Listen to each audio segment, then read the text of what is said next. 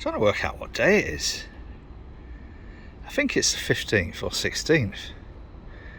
I'm not actually sure. It's one of those things that happens, I think, partly with COVID and partly when you're not doing a huge amount of other things. Having a bit of a burning today.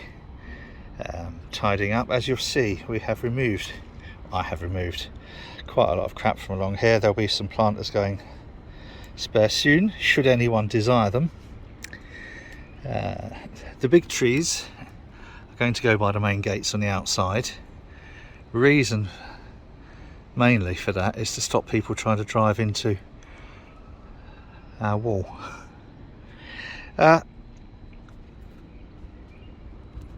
New batteries to go on the old girl. But that's not what I'm talking about today. Today's the end of, I don't know whether it's national or international or one of those type things, Mental Health Week. And I don't really do Mental Health Week. I try, wherever possible, to have that as a consistent theme throughout the year. But I think you will agree the last year has been somewhat unusual in that respect. And I thought I would have a quick sort of overview of where I'm at when it comes to mental health. Now, I've never made much of a secret out of the fact that there have been times in my life where I've been completely debilitated, and there are also other times in my life where I have just shut down completely. Two of the main things that happen, I think, with clinical depression, and this happens to everybody, professors right down to sort of, I don't like saying down to, because it kind of sort of makes it sound like one's more important than the other, but everybody, let's put it that way, everybody can be affected by depression in exactly the same way that anybody can accidentally slip down a flight of stairs and break a leg. Now, mental health issues still have, even though we've got a whole range of different ambassadors talking about mental health, including princes and athletes, politicians. Lots of people are affected by mental health issues, but there is still, sadly, there is still a stigma attached. And a question for me really has to be why? And I think it's down to that old-fashioned Bedlam Asylum sort of slightly mad and dangerous thing, that admitting to having a mental health, let's go and follow. Bollocks. That was my tape measure. Good job I've got spares. Let's go and follow our ducks. Can't remember where I was at there. With mental health issues, it's no different from a physical issue of falling down and breaking a leg, except we can't see it. It's a sort of injury for the mind. And longer term, it's more like having kind of like diabetes of the mind. And there are things that you can do, not necessarily to prevent a depressive episode, but there are things that you can do to deal with it slightly better. The most important thing, I think, is to be able to talk openly about how you feel, which is the hardest thing to do when you need to do it. It's virtually impossible. The two common presentations of a depressive episode are meltdown or shutdown. So meltdown can be quite damaging and expensive, and shutdown can be, well, equally as damaging, but in different ways. it's important to recognise that during those times, it's not necessarily the person who's having the depressive episode that really suffers. They are locked in to a situation what they feel at the moment is never going to be resolved. All right, so that's, well, I say that not the person who suffers, not the only person who suffers. It's the family, friends, those around them, those who care.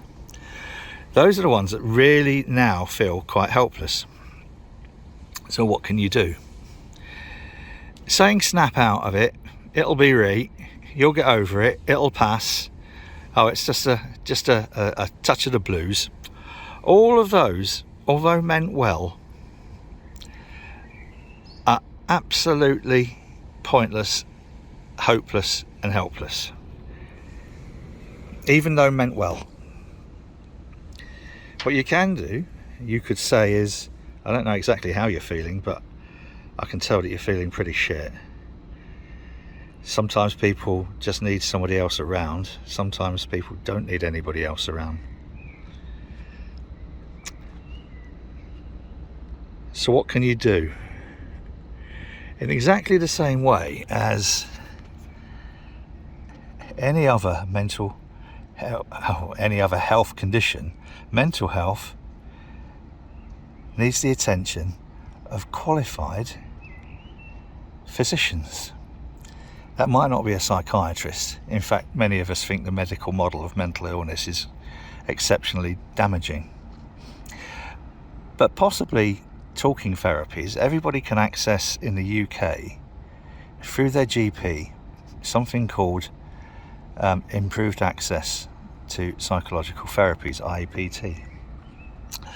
That's usually funded directly by the local authority and NHS. It's free. You can get, I think, up to 20 sessions with a trained counsellor. But of course the problem there is, as soon as you mention that to someone, as soon as you mention a counsellor or a psychotherapist, it can make it worse. Well, I'm not mad, I don't need to see a shrink. So perhaps think of it in a different way. If you sprained a muscle, you might go and see a sports masseur. If you put your back out, you might go and see a chiropractor or osteopath. It's exactly the same. When you've put your mind out, going to see a therapist is exactly the same way as going to see a physiotherapist if you've damaged physically a part of your body. And that, for me, I think is the key. That's where we need to place this. There isn't a golden bullet. There isn't really any particular cure.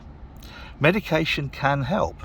Antidepressants, they're a bit of a mixed bag. I have to admit, I've studied these over the years and taken them. I took antidepressants about 6 years ago, and I think they probably made it worse rather than better. But for some people, they will stabilise the condition. What antidepressants generally tend to do is attenuate the highs and limit the lows. So it brings the mind into more of a medium. Now, I think those highs and lows are indicative and quite important things to have. But for some people, they can be just as damaging as trying to run for a bus with a broken leg. Now, there isn't an answer. Every case needs to be treated individually. In exactly the same way as I always view working with cancer patients, there are some concomitant issues, but everyone's different, and that's the beauty. With that come a number of different opportunities. I thought I saw a fish jump out then, maybe not. There are a number of opportunities. The most important thing, I think, when it comes to mental health issues is to try and assure that it will pass. Sometimes it takes a long time to pass. But the utter desperation and the debilitating effect of a depressive episode is exactly the same as breaking every bone in your body. In fact, for a lot of people, a depressive episode does have a physiological presentation as well. It's a little bit like having been 10 rounds in a ring with Mike Tyson or Frank Bruno or someone. Other heavyweight boxers are available. So those physiological presentations can lead to somebody being completely debilitated, hurting, physically hurting. And when that happens, it's impossible to just snap out of it. So don't expect someone to just snap out of it. It's dreadfully painful to watch, as it is to experience. The key is patience and support, empathy, and a little bit of understanding. But in the middle of a depressive episode, it is utterly debilitating. There are times, and I'll still, I can easily sometimes go 4 or 5 days not wanting to engage with people, refusing to engage with people. I'll go a couple of days I won't want to get out of bed. There are all sorts of presentations. And it's difficult because one day someone might be fine and the next day they might not be. That's something else to bear in mind. It's not something that you've done or said. It's not something that anyone else has done or said. There doesn't need to be a reason. There doesn't need to be a trigger. It can just happen. And the last thing is to understand that sometimes it's good to have a support group of other people who understand, but sometimes also trying to expect support from somebody who needs your support isn't going to happen. So if you've supported someone who has had depressive episodes or mental health issues, don't expect them to be able to support you when you need support. It's not their fault, it's just they can't. I had to come to terms with this. There was somebody that I gave an awful lot of support to, and they were completely incapable of just understanding that there were times when I needed support. That's not a bad reflection on them. It's just a recognition that they were unable to be able to offer me the support I offered them. So again, bear that in mind. But the worst thing, I'll come back to where I started, the worst thing is the stigma. And we need to lose that. You wouldn't have a stigma if you slipped down the stairs and broke your leg. Well, unless you was pissed, obviously. There's sort of people would take the piss out of you for that, wouldn't they? But there's no difference. When you damage the mind, there's no difference. But we need to look at better ways of treating it, better ways of understanding, better ways of accepting. We need to lose that mad, bad stigma, which is very often just associated with having a mental health problem. So that's it for today. Looks like the sun's on its way. Yeah, we've got some more clouds coming over. So remember, it can affect anybody. And it's just like any other physical presentation. It's just like hitting your thumb with a hammer. And it's just like falling down the stairs and breaking a leg. There's no magic bullet. And let's try and diffuse some of that shit around mental health. Until next time, a slightly different vlog for you, eh? I know. But I thought it was worth, just because I don't usually do mental health week, but I thought this year it probably was worth it, because I think a lot of people this year really would have come off quite badly in terms of their mental health, and so it's just to say, hey, you know what, it's all right to not be all right. Till next time, whatever you're doing, do it safely, and cheers.